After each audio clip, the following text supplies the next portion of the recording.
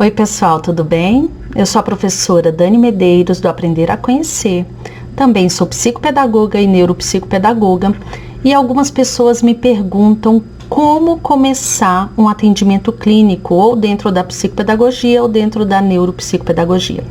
Então hoje eu quero conversar um pouquinho sobre como fazer uma anamnese, que seria um ponto inicial, um encontro inicial com a família, para que a gente possa saber um pouco mais sobre o paciente que nós vamos atender, sendo ele criança, adolescente, adulto. Então nós precisamos conhecer esse instrumento tão importante que vai fazer muita diferença no atendimento. Vem comigo, acho que eu posso ajudar você.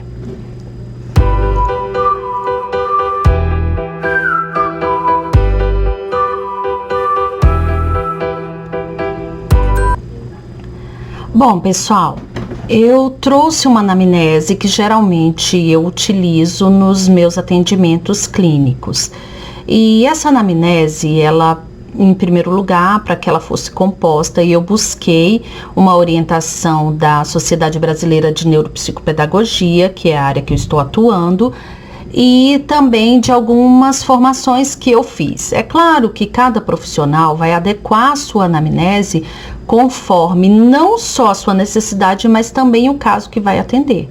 Então é muito importante que você, num primeiro momento, mesmo fazendo a anamnese, caso você perceba que é necessário acrescentar mais alguma informação, que isso seja feito, porque isso vai fazer total diferença na hora do atendimento, na hora do seu relatório, na hora da sua devolutiva. Então hoje eu trouxe aqui a anamnese que, como eu disse, eu utilizo.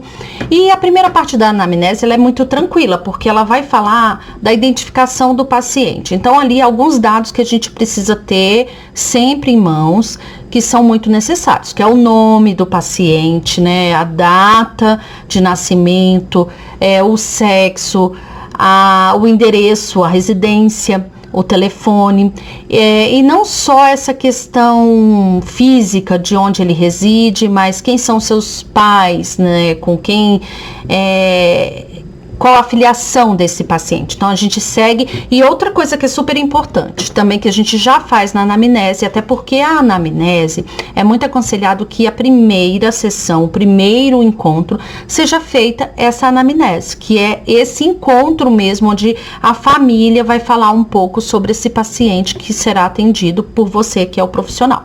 Então é muito importante você, na hora de perguntar a filiação, perguntar também a profissão da mãe, o e-mail. Não só hoje, a gente não utiliza só o contato telefônico, então a gente utiliza o e-mail, porque muitas comunicações seguem via e-mail, então é muito importante. A profissão, se a mãe trabalha, se não, e assim a gente faz em relação à mãe, em relação ao pai.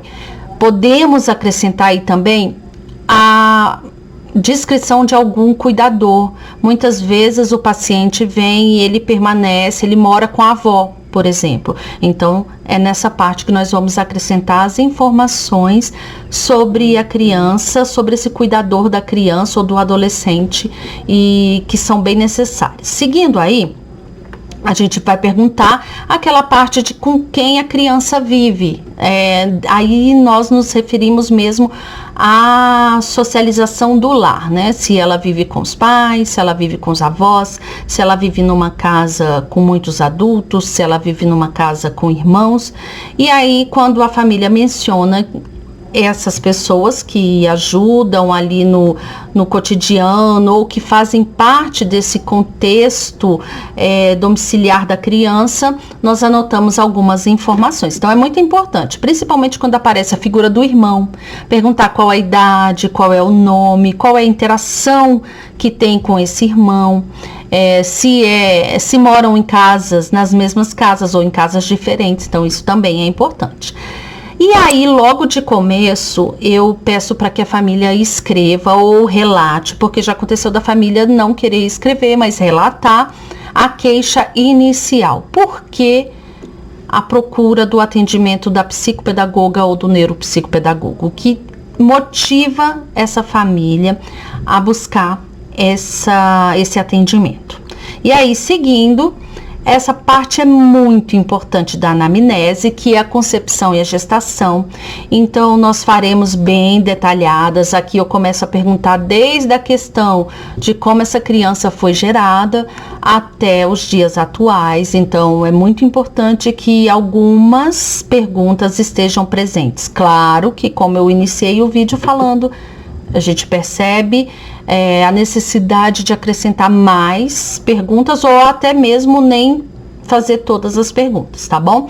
Então, se é um filho natural, se é um filho adotivo, se a mãe fez pré-natal, porque muita coisa a família vai contar desse início de gestação, como foi a gestação. Então, é muito importante antes do parto, o que aconteceu antes, como essa mãe se sentiu emocionalmente, fisicamente, a própria família, como foi a chegada dessa criança, se foi uma chegada planejada, se foi uma chegada repentina, tudo isso é dito nesse primeiro momento. Como a anamnese, ela faz parte da primeira sessão, ela já é um atendimento. Então, a família precisa estar ciente e consciente que são dados sigilosos, que o profissional vai utilizar essa ferramenta, essa documentação para o atendimento e que essa anamnese é da família. Por quê?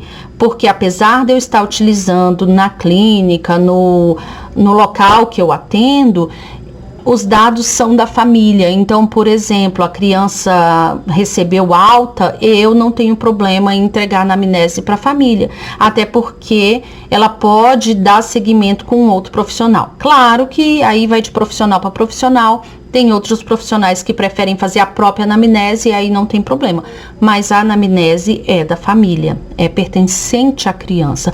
Todo e qualquer dado referente a esse indivíduo, a esse paciente, ele é de propriedade familiar ou do paciente. Então, é muito importante nós profissionais sabermos e conseguir colocar isso de forma muito tranquila para a família.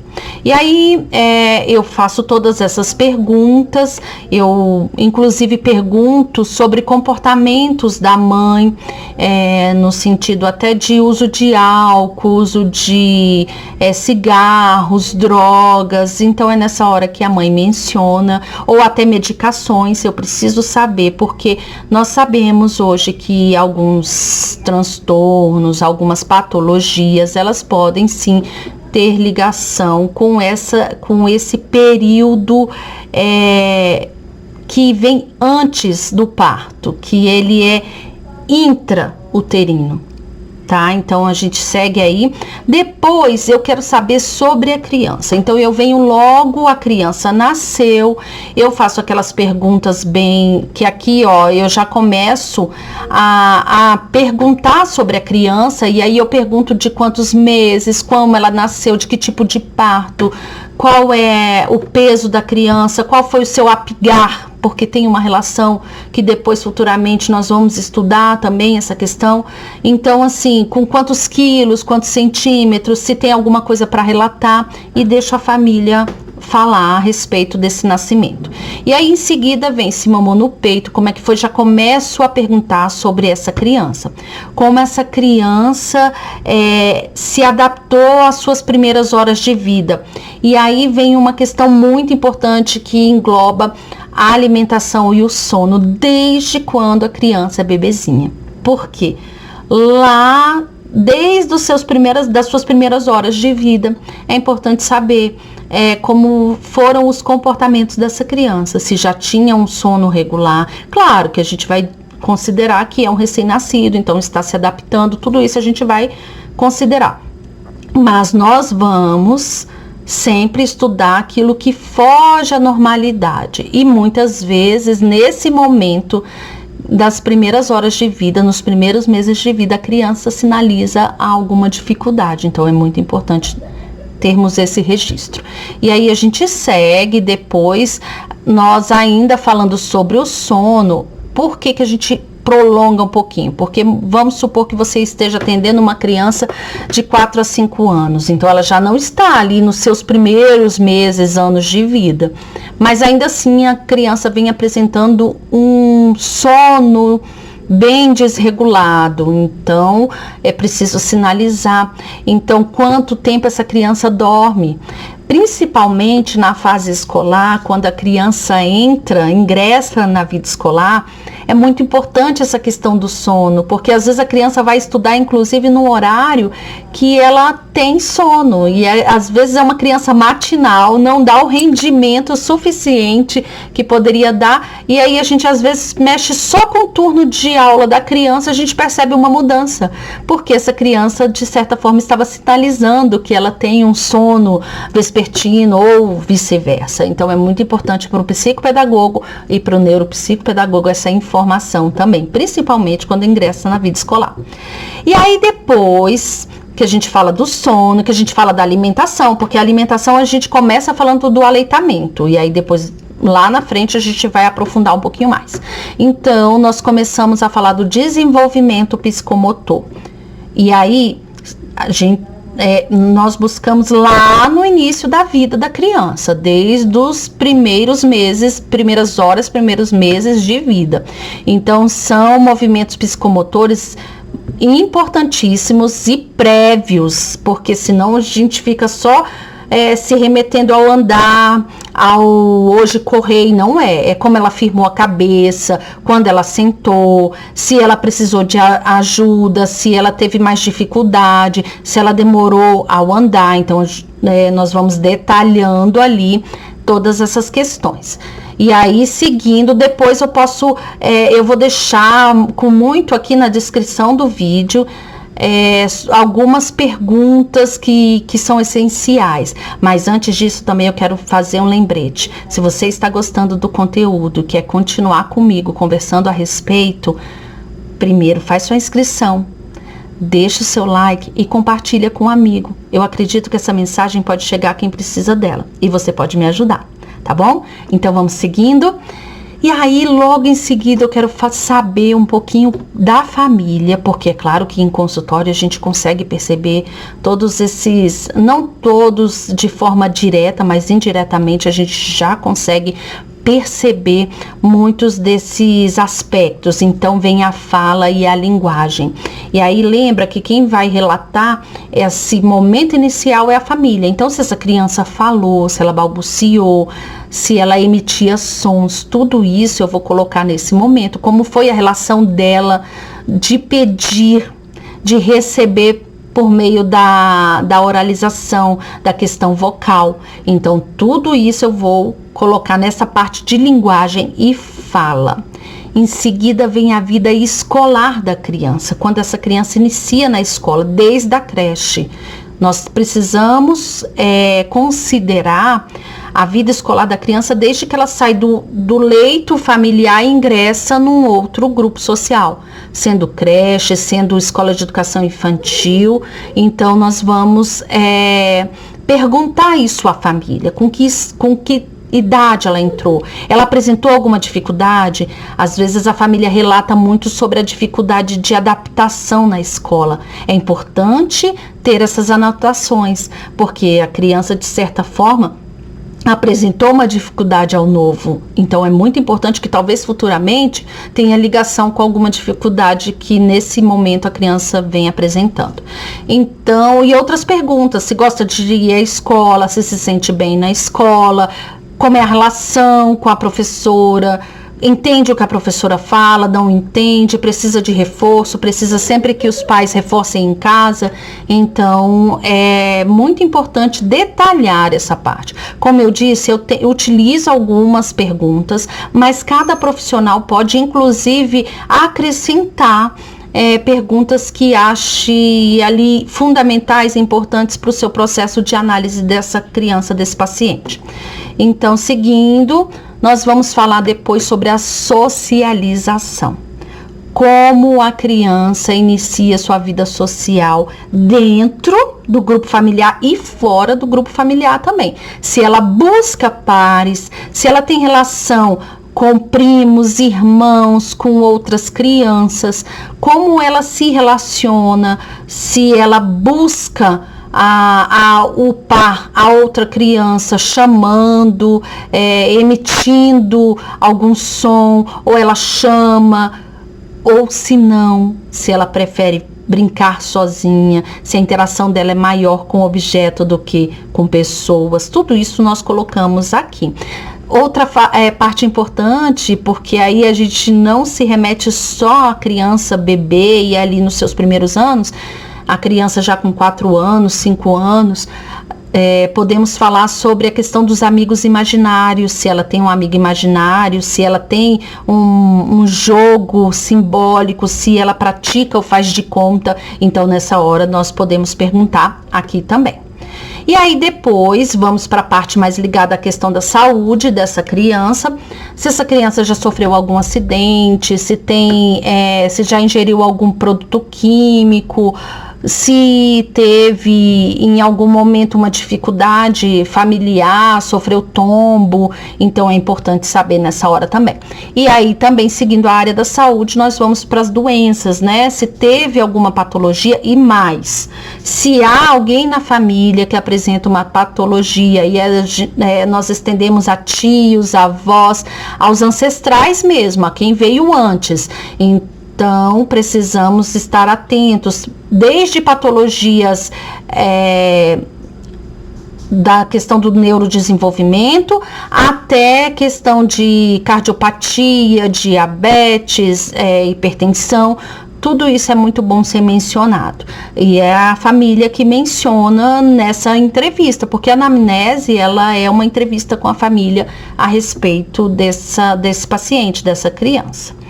Então, depois disso tudo, dessas perguntas, e aí fica parecendo, mas é um questionário tão extenso, é por isso que nós fazemos a primeira sessão, avisando a família dessas perguntas. Eu mesma, particularmente, eu gosto de avisar a família que nós precisaremos de alguns dados específicos, então assim, que tenha em mãos o cartão de vacina. Nem toda mãe consegue recordar, né, se recordar do Apgar, de quantos quilos, quantos centímetros. Então eu aviso previamente, eu acredito que isso facilite um pouco e deixa a família mais confortável, porque realmente é uma sessão inteira, é uma conversa a respeito. E claro que alguns dados, eles não precisam estarem tão específicos, que ao longo do atendimento, do tratamento, você vai conseguindo ali retirar da família. Mas eu gosto, e aí particularidades de profissionais, eu gosto de ter esses dados que aqui eu apresento, todos ali quando eu preciso da minha pesquisa, porque eu já começo o atendimento muito baseado nessa primeira entrevista com a família.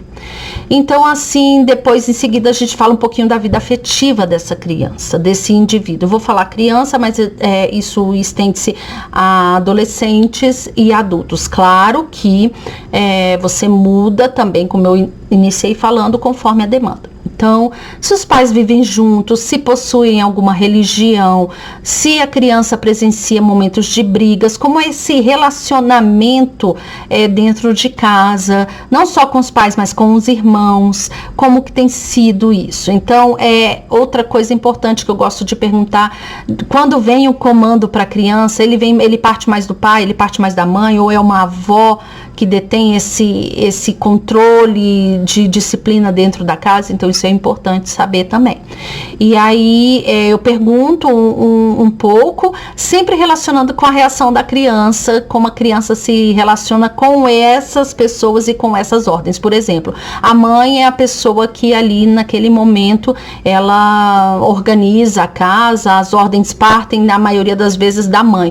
Se essa criança compreende bem, se ela ela acredita ou ela tem uma relação com a mãe amistosa ou não, se percebe na mãe uma severidade maior, ou se percebe a mãe vice-versa, a criança reage sempre com oposição. Então, nesse momento, a gente conversa um pouquinho, não é a pergunta seca. Eu não faço a pergunta para o pai e espero que ele me responda como um bate-bola. Não é isso. O pai tem e aí eu falo pai na representação de família, a família tem toda uma liberdade para comentar e falar sobre certas perguntas e certos pontos que demandam um pouco mais de explicação.